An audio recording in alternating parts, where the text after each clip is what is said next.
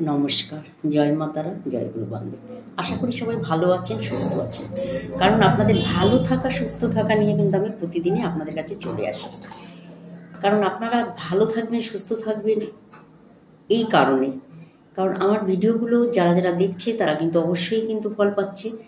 ঠিক আছে, দীর্ঘ 26 বছরের অভিজ্ঞতা থেকে বলছি। আর বলবো, যদি কোনো সমস্যা সেরকম থেকে থাকে অবশ্যই মনে করবেন দেখানোর দরকার আছে।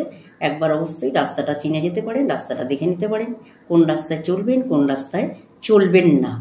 আপনারা তো জানেন না কোন রাস্তায় চলতে হবে বা কোন রাস্তায় চলবো না।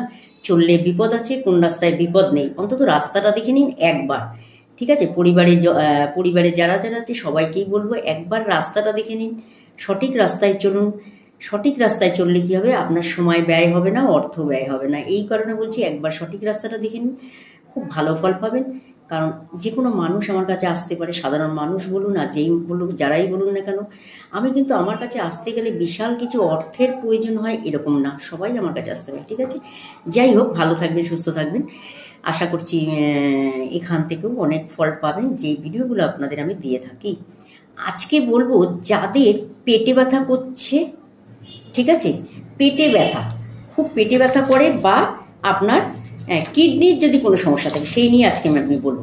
যদি পেটে ব্যথা বা কিডনির কোনো সমস্যা থাকে, দেখুন পেটে ব্যথা বহু মানুষেরই হয়।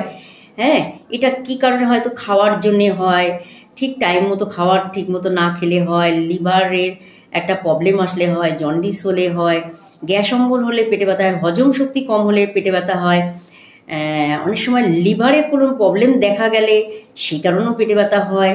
কি কারণে পেটে ব্যথা হচ্ছে হয়তো বুঝতে পারছেন না, অনেক কিছু পরীক্ষা করেছেন হয়তো তাতেও ধরা পড়ছে না, বা অনেক কিছু পরীক্ষা করেননি মনে করছেন, তার সাথে আপনি কী করে এখান থেকে বেরোবেন। সবসময় তো সব রিপোর্ট করা সম্ভব না। সেই কারণে মনে করবো, যদি আপনার খুব পেটে ব্যথা থাকে বা তার সাথে যদি আপনার কোনো রকম কিডনির সমস্যা থাকে, যারা কিডনির সমস্যা আছে তারাও করবেন, যাদের পেটে ব্যথা আছে তারাও করবেন। কি করবেন, যদি মনে করেন আপনার ঘরে একটা মুক্ত পড়ে আছে, অনেক দিন ধরে কেউ ব্যবহার করেছে আর পড়ছে না, সেই মুক্তটা নিতে পারেন। যদি মনে করেন আপনার ঘরে একটা গোমেদ পড়ে আছে, কেউ আর ব্যবহার করছে না, অনেক দিন ধরে পড়ে আছে, তাহলে এই দুটো পাথর নেবেন। আর যদি মনে করেন যে না, আমার ঘরে এই দুটো পাথর নেই, সেই ক্ষেত্রে আপনি বাজার থেকে খুব স্বল্প মূল্যে, ন্যাচারাল এমনি স্বল্প মূল্যে যে পাওয়া যায় মুক্ত, গোমেদ, এইরকম দুটো পাথর কিনে নেবেন, খুব কম পয়সা। হ্যাঁ, এরকম দুটো পাথর নিয়ে আপনি কী করবেন, নীল রঙের একটি বোতলের মধ্যে জল ভরে পাথর দুটো ওই বোতলের মধ্যে আপনি রাখবেন। ঠিক আছে, নীল রঙের একটা বোতল নেবেন, সেটি জল ভরবেন, ভরে তার মধ্যে গোমেদ এবং মুক্তটা, এই দুটো পাথর ভরে আপনি জল নিয়ে একটি গোমেদ আর মুক্ত জল ভর্তি করে ঢাকনা ভালো করে আটকে সেটি আপনি বাড়ির দক্ষিণ পশ্চিম কোণায় রেখে দেবেন। ঠিক আছে, এটা এই কাজটি আপনি করবেন সোমবার বা শনিবার। সোমবার বা শনিবার এই উপায়টা করবেন। কখনোই আপনি আপনার শোয়ার ঘরে এটি করবেন না, এটা বাড়ির দক্ষিণ পশ্চিম কোণায় যদি কোনো ঘর থাকে সেখানে করবেন। দক্ষিণ পশ্চিম কোণায় যদি ঘর না থাকে সেক্ষেত্রে আপনি কোনো দক্ষিণ পশ্চিম কোণা দিকে আপনি রেখে দিতে পারেন বোতলটি।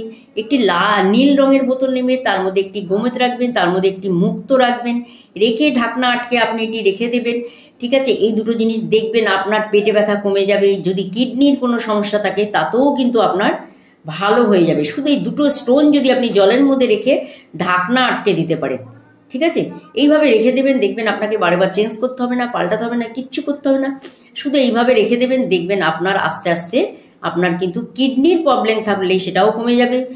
যদি সেখান থেকে পেচ্ছাবের কোনো সমস্যা থেকে থাকে, বাথরুমের কোনো সমস্যা থেকে থাকে, সেটাও কিন্তু অনেক সময় কিডনির কারণে হয়, তাহলে আপনারাও করতে পারেন।